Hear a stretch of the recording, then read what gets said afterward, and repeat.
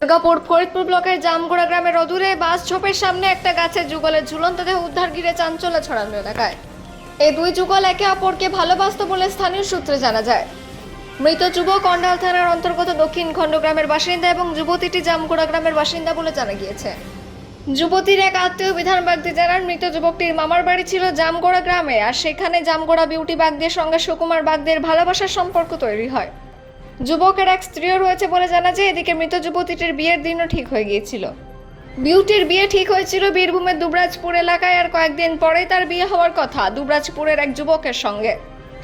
এরই মধ্যে ঘটে দুর্ঘটনা। বিউটি এবং সুকুমার ভালোবাসায় পরিণতি না পেয়ে একই দড়িতে কাছে দুজনে ঝুলে পড়ে আজ সকালে তাদের ঝুলন্ত দেহ উদ্ধার হয়। গ্রামের অদূরে একটা বাঁশ ঝোপের সামনে থেকে উদ্ধার হয় দেহটি।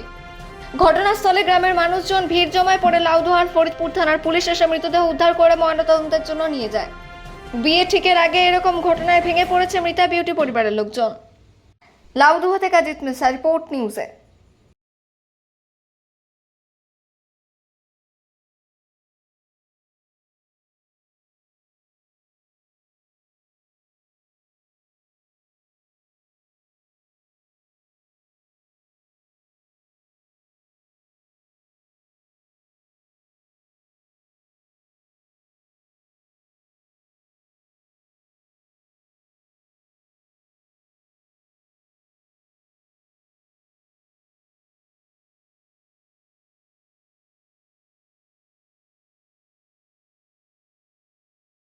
এরা দুজনকে ভালোবাসত।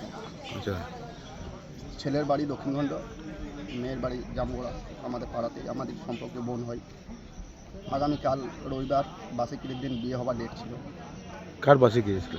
মেয়েটার শ্বশুরবাড়ি যেখানে বিয়ে ঠিক হয়েছিল তাদের কোনো আত্মীয় মারা গেছে। কালকে রবিবার দিন বিয়ে হওয়ার ডেট ছিল। তো সেই ভালোবাসার টান রাত্রের মধ্যে তখন দুজন বেরিয়ে সুসাইড করে দিয়েছে। ছেলেটা কি বিবাহিত? ছেলেরা বিবাহিত। মেয়েটা কোথায় বিয়ে ঠিক হয়েছিল? মেয়েটার বিয়ে হয়েছিল বীরভূমের দুবরাজপুর। কি নাম ছিল মেয়েটা? মেয়েটার নাম ছিল বিউটি বাগদি। আর ছেলের নাম? ছেলেটার নাম ছিল সুকুমার বাগদি।